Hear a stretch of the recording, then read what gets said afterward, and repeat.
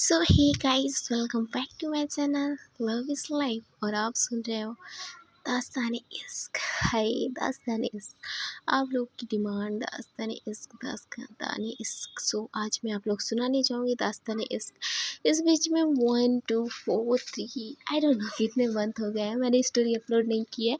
सो आज story upload कर रही हूँ दास्तान इश्क। तो उसके लिए सॉरी बोलते हैं और स्टोरी की तरफ चलिए अपना कदम रखते हैं। तो स्टोरी की प्रीवियस पार्ट तो पहले सुनना पड़ेगा ना। तो अगर आप लोग को याद नहीं होगा या मुझे याद नहीं हुआ तो बता दिया जाए कि स्टोरी के प्रीवियस पार्ट में ये हुआ था कि एना जेनिफर जो है अपने जगह पे, जो दिल्ली रहता है वहाँ पे ये लोग पहुँच जाते हैं। और ये अपने घर की तरफ आगे बढ़ जाते हैं। दूसरी तरफ जो रीचा, तान्या और हमारी जैस रहती हैं, ये तीनों जो है मस्तियाँ चल रही होती हैं। थोड़ा सा तान्या जो है सीरियस हो रहती है जैस के प्रति, लेकिन जैस को इन चीज़ों में उतना ये नहीं था, दिलचस्पी नहीं था ना, इंटरेस्ट नहीं था, क्योंकि उसके दिलो जहान में तो जेनिफर के अलावा किसी और का नाम ही नहीं था। दूसरी तरफ जेनिफर और एना जो है घर पहुंचकर ये अपने अपने रूम की तरफ चले जाते हैं। जेनिफर थोड़ा सा भी एना के ऊपर ख्याल नहीं रखती कि एना के दिमाग में चल क्या रहा है। ना जैस उतना ध्यान देती, एना उतना ध्यान देती है, ना जेनिफर इतना ध्यान देती है। ये एक दूसरे से बात ना करते हुए एक दूसरे के रूम की तरफ चले जाते हैं। एना जो है अपने रूम में जाकर अपने बेड पे बैठकर अपना मोबाइल जो है घुमा रही होती है, कि इधर उधर कर रही होती, कभी सर को पकड़ती, कभी वो कुछ सोचने लगती, कभी कुछ कभी कुछ। और दूसरी तरफ जो जेनिफर रहती है, ये अपने बेड पे जाकर आराम से लेट जाती है और बोलती है, कब आओगे आप?" ऐसे जो है बोलने लगती है और उसके फेस पे एक बड़ी सी स्मेल आ जाती है। देन वो अपने मोबाइल की तरफ देखती है, बोलती है, क्यों ना कॉल किया जाए, ऐसे बोलते हैं। और वो मोबाइल की तरफ देख उठा लेती है और जैस का नंबर ढूंढने लगती है। जैस का नंबर देखती है, उसकी फेस पे एक बड़ी सी स्माइल आ जाती है, जिसमें वो बहुत ज़्यादा क्यूट लग रही होती है। देन वो कॉल करती है जैस के पास। और दूसरी तरफ जो जैस रहती है, वो तान्या को पूछ रही होती है और तान्या बोलती है, नथिंग यार, बस मैं यूँ ही मजाक कर रही थी। तो रीचा को भी थोड़ा सा अलग लगता है कि इसकी इन बातों से, लेकिन जो जैस रहती है उसे कुछ अलग नहीं लगता। बस उसे थोड़ा सा पहले ही थोड़ा इस चीज़ का अंदाज़ा था कि तान्या कहीं ना कहीं उसे पसंद करती है, बट इतना उसे भी नहीं पता था। सो तभी जो है जैस के मोबाइल पे कॉल आता है। वो अपने मोबाइल की तरफ देखती है तो देख पाती है कि जेनिफर का नंबर है। तो उसकी फेस पे एक स्माइल सी आ जाती है और उस मोबाइल को देखती रहती है। तभी जो रीचा रहती है बोलती है, कॉल को पिक करोगे या ऐसे घूरते रहोगे? तो जैस बोलते हैं, हाँ कॉल को पिक तो करूँगी, लेकिन यहाँ पे नहीं, मैं वहाँ जा रही हूँ टेरेस की तरफ, आप दोनों बात करो, हमारे यहाँ। ऐसे बोल के जो जैस रहती है वो सीधा टेरेस की तरफ चली जाती है। वहाँ जाती है और कॉल पिक करते हुए बोलते हैं, हेलो माय लव। तो उधर से जो जेनिफर रहती है वो बोलती है, हाय लव, क्या कर रहे हो आप? तो जैस बोलते हैं, कुछ नहीं, बस आपको याद कर रहे थे, हमने आपके पास कॉल किया था, बट आई थिंक आप फ्लाइट में थे तो कॉल पिक नहीं कर पाए। तो जेनिफर बोलते हैं, हाँ जी, हम फ्लाइट पे थे इसलिए आपका कॉल पिक नहीं कर पाए, वैसे कब पहुँचे? तो इधर जो जैस रहते हैं वो बोलते हैं, हाँ बेबी हम पहुँच गए थे, अभी बहुत टाइम हो गया है। तो जैस बोलती है, वैसे आप ठीक हो, कुछ खाया? तो जेनिफर बोलती है, मन नहीं है, बस आपसे मिलने का मन है। तो जैस बोलती है, अच्छा हमसे मिलने का मन है? तो बोलते हैं, हाँ। तो बोलती है, ठीक है मैं आ रही हूँ। ऐसे बोल के वो कॉल कट कर देती है, वो बाहर तरफ आती है। तो जो तानिया रहती है वो एक नज़र जैस की तरफ देखती है। तो जैस के फेस पे एक अलग सी स्माइल रहती है। तो तानिया उस स्माइल को देखकर उसकी फेस पे भी स्माइल आ जाती है। तो तानिया की स्माइल को देखकर रीचा थोड़ा सा उसकी तरफ घूर के देखती है कि ऐसे स्माइल क्यों कर रही है पागलों की जैसे। तो रीचा पूछ ही लेती है तानिया से कि तानिया तुम्हें क्या हुआ, तुम इतनी स्माइल क्यों कर रही हो? तो तानिया बोलते हैं, नथिंग यार, मुझे क्या होगा, मैं तो ऐसी हूँ। तो बोलते हैं, मुझे लग तो नहीं रहा है। ऐसे बोल के उसकी तरफ घूर के देखती है। और दूसरी तरफ जो जैस रहती है बोलते हैं, एक्चुअली मुझे थोड़ा सा काम है, मैं बाहर जा रही हूँ, तो तुम दोनों जो है जो करना है कर सकते हो। ऐसे बोलते हुए बाहर निकलती है। तो तानिया बोलती है, क्या बात है, जो भी कर सकते हैं वो कर सकते हैं यहाँ पे। तो बोलते हैं, हाँ योर चॉइस, तुम दोनों को क्या पसंद है वो तुम कर सकते हो। ऐसे बोल के जो जैस रहती है वहाँ से निकल जाती है। और तान्या जो टीचर रहते हैं ये दोनों उनको देखने लगते हैं। और दूसरी तरफ जो है ना रहती है उसके पास एक कॉल आता है। तो उस कॉल को देखकर हैना की फेस पे छोटी सी तीखी सी स्माइल आ जाती है और उस कॉल को पिक करते हुए बोलती है, क्या हुआ, कुछ पता चला उसके बारे में। तो उधर से आवाज़ आता है, यस मैम पता चल गया ऑल डिटेल, क्या मैं सेंड कर दूँ। तो बोलती है ओके सेंड कर दो। तो ऐसे बोलती है और उसके बाद जो भी डिटेल्स आए रहते हैं वो सारी डिटेल्स देखती है। लेकिन वो उससे सेटिस्फाई नहीं थी। वो बोलती है ये डिटेल्स क्या उसके अगेन ठीक रहेगा। तो बोलते वो सामने वाला बंदा बोलता है I think yes ma'am but मैं श्योर नहीं हूँ।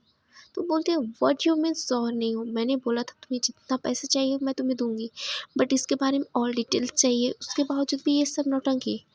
तो बोलते हैं बट मैम, तो बोलते हैं आई डोंट केयर बट इसका ऑल डिटेल्स मुझे चाहिए। तो ऐसे बोल के जो है एना कॉल कट कर देती है। तो जो जैस रहती है वो तो वहाँ से निकल जाती है जेनिफर के ख्याल में खोई हुई। इधर जेनिफर भी अपने ख्याल में खोई रहती है।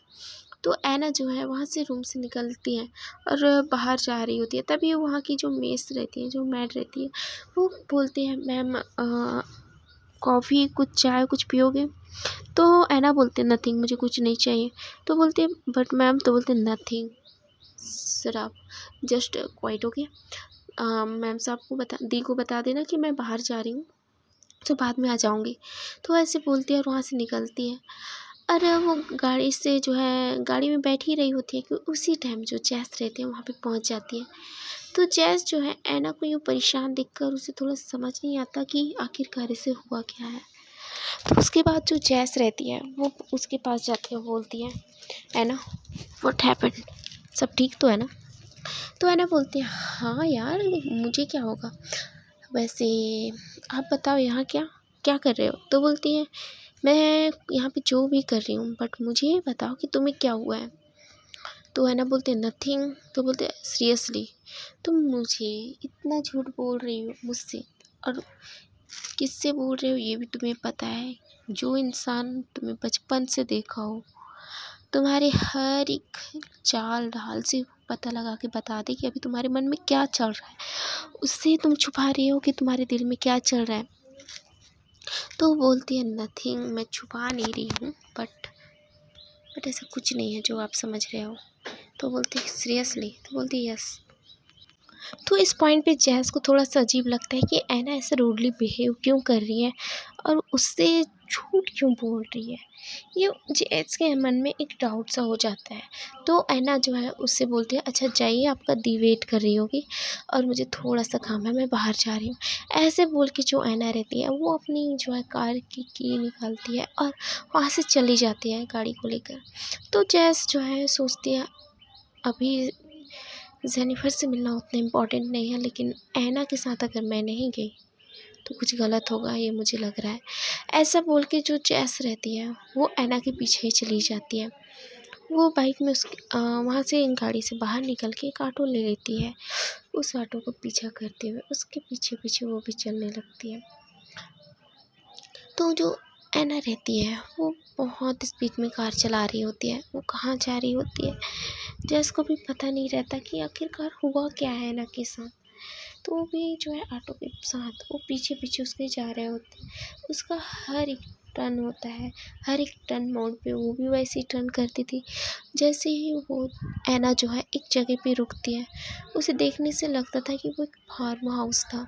तो वो वहाँ पे रुकती है और वहाँ से अंदर चली जाती है। वहाँ से जब कार से निकलती है तो वो कुछ भूल जाती है। तो वो सीधा फिर से कार की साइड आती है और कार से कुछ निकालती है, अपने पॉकेट में रखती है। उस चीज़ को जैस देख लेती है, वो कुछ और नहीं गन था। तो जैस जो है उस ऑटो वाले को पैसा देती है और वहाँ से चलता फिरता बनती है, मतलब उसे जाने के लिए बोलती है। और जैस जो है ऐना के पीछे पीछे वहाँ पे चली जाती है। ऐना जो है सीधा उस फार्म हाउस में घुस जाती है। वहाँ पे उसे गार्ड रोकने की कोशिश करते हैं, लेकिन ऐना जो है उसे साइड हटाते हुए अपने गन को उनके ऊपर पॉइंट करते हुए अंदर घुस जाती है। अंदर घुसते ही जाती है और अंदर जाती है और उस सोफे पे एक बंदा बैठा रहता है। उस पर गन पॉइंट करते हुए बोलती है ओह तो तुम यहाँ हो। ऐसे बोल के वो उसके तरफ गन पॉइंट करते हुए आगे बढ़ती जाती है। तो वो जो बंदा रहता है वो बोलता है, मैं यहाँ हूँ, मुझे पता था तुम मेरे बारे में पता लगा के यहाँ आओगी। तो ऐना बोलते हैं, आई नो, मुझे तो पता चल ही गया था। जब वो बंदा बता रहा था उसकी बातों को मैंने पकड़ लिया था कि वो डर की वजह से बोल रहा है। तो वो जो बंदा रहता है वो हंसता है और बोलता है, वाह, तुम एक टीन एज की लड़की होने के साथ साथ इतनी खूबसूरत प्लस इतनी समझदार हो, मुझे पता नहीं था। और जेनिफर जिस तरह खूबसूरत है, हाय माशाल्लाह, तुम भी वैसे खूबसूरत हो, ऐसे ही बोलता है। तो इस बात से ऐना थोड़ा सा ज़्यादा ही खफा हो जाती है और गुस्से में आ जाती है, बोलती है, अपने बातों पे लगाम लगाओ, फिर अगर मैं लगाम लगाने में आई ना, तुम खुद नहीं बचोगे। ऐसे उसकी तरफ पॉइंट करते हुए बोलती है। तो उसके बाद वो हंसते हुए उसकी तरफ देखते हुए बोलता है, वाह, पता है यहाँ पे तुम अपने आप आई हो ना, कसम से बड़ी खुशी हो रही है। किसी ने मेरी बात नहीं मान, मतलब मैं चाहता था कि मैं तुम्हें जोर ज़बरदस्ती यहाँ पे लाऊं और तुम्हारी इतने गोली मारूं कि तुम्हारा बचना नामुमकिन हो। लेकिन तुम्हें देखकर तुम्हें मारने का मन तो नहीं करता, लेकिन कुछ और करने का मन करता है। ऐसे बोल के वो हंसने लगता है। तो ऐना बोलती है कि तुम मेरी दी के पीछे क्यों पड़े हो, बोलो। वो अपना काम कर रही है, तुम्हें भी अपना काम करना चाहिए, ना कि इन फालतू की चीज़ों पे ध्यान देना चाहिए। तुम अपना लाइफ बनाओ, मेरी दी को अपना लाइफ बनाने दो। तो वो जो बंदा रहता है हंसते हुए बोलता है, हाँ मैं तो बोल ही रहा हूँ, मैं उसका लाइफ बना दूंगा, बट वो एक बार मेरे साथ मेरे बेड पे तो आ जाए। ऐसे बोलती है। तो ऐना जो है उसकी तरफ गोली पॉइंट करके उसके पैर की तरफ शूट करती है, लेकिन वो जो बंदा रहता है अपने पैर वहाँ से हटाता है, जिससे वो जो बुलेट रहता है वो सीधा सीधा जाकर एक फूलदान में लगता है, जिसकी वजह से वो फूलदान पूरा चूर चूर होकर नीचे गिर जाता है। तो उसकी तरफ एक बार अरमान देखता है और हंसते हुए बोलता है, तुम्हारी नज़र के साथ साथ तुम्हारा निशाना भी बहुत ज़्यादा कमज़ोर है। ये सारी बातें दूर खड़ी जैस सुन रही होती है। वो गुस्से में आ रही होती है, वो खुद का गुस्सा कंट्रोल करते हुए वो बुरी बात सुनने लगती है।